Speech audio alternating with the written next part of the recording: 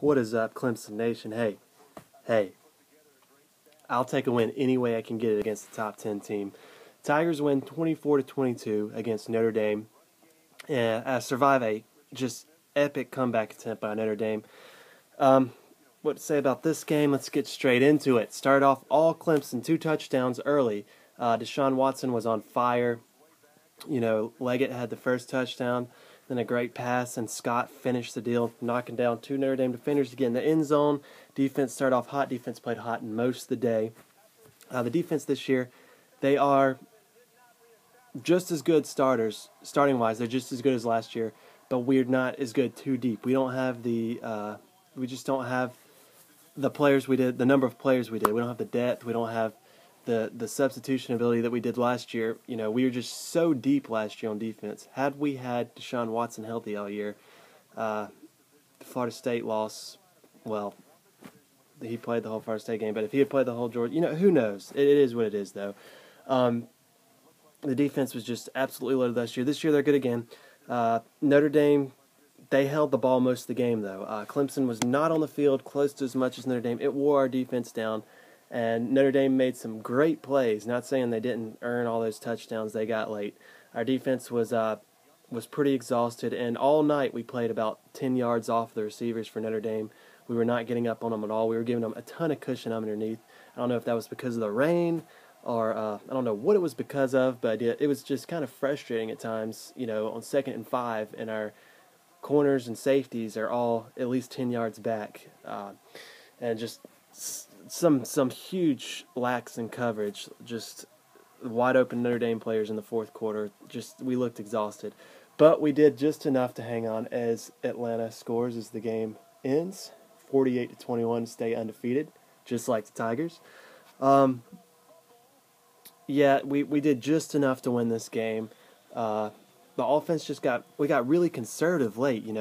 We did not open the playbook up at all. I feel like the playbook was opened up more against App State than it was against number 6 Notre Dame. And I don't know if that was because of the rain or what it was because of, but that was really frustrating, not seeing us try to pass for the first downs in the second half. We really just had quarterback keepers and Gallman running. Gallman had a pretty good game, but not even really getting Artavis Scott or anybody into it that much in the second half. Deion Kane had not Deion. McLeod had a good screenplay. That was like the only screenplay we ran in the second half. Just handoffs and runs up the middle. That was the second half for us. Deshaun Watson did have a lot of success, near 100 yards rushing, huge run early in the game, and obviously the big run after Lacob forced the fumble. That was hilarious. How many times do you see a kicker lay out a defender to get a fumble? That was possibly the play of the game, and then Deshaun Watson's run right after that.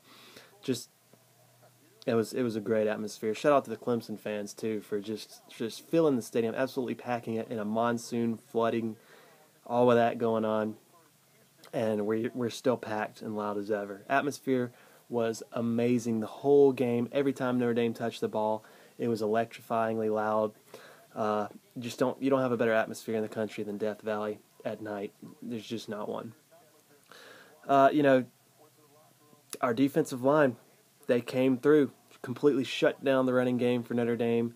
Got a couple of sacks in there too. Really exposed a lot of that offensive line that was supposed to be so good. The rain was supposed to help Notre Dame a ton. Now Notre Dame, they definitely didn't give up. They didn't fold. They had to come back. They played their hearts out late. Just couldn't get those 2-point conversions, which was the deciding factor in this game. Clemson stood tall, as we normally do in those goal line situations. Going back to last year, goal line stand against South Carolina inside of the 3-yard line. Goal line stand against Louisville, I think, inside the 3-yard line. Our goal line defense is very, very stout, and we saw that on both the 2-point conversion attempts, even though the first one was just thrown over his head. All in all, we still don't look like a playoff team yet, but we definitely look like a top 20 or a top 10 team. Still a lot of stuff to work on. Got to find a way to finish these games, and it should have been a game we dominated, but I give Notre Dame credit for the fight they put in the fourth quarter. They dominated the fourth quarter. But there was many opportunities for us to blow it away in the third quarter. Should have had a chance to go up 28-3. Sharon Peak didn't quite fight for that ball. It was intercepted.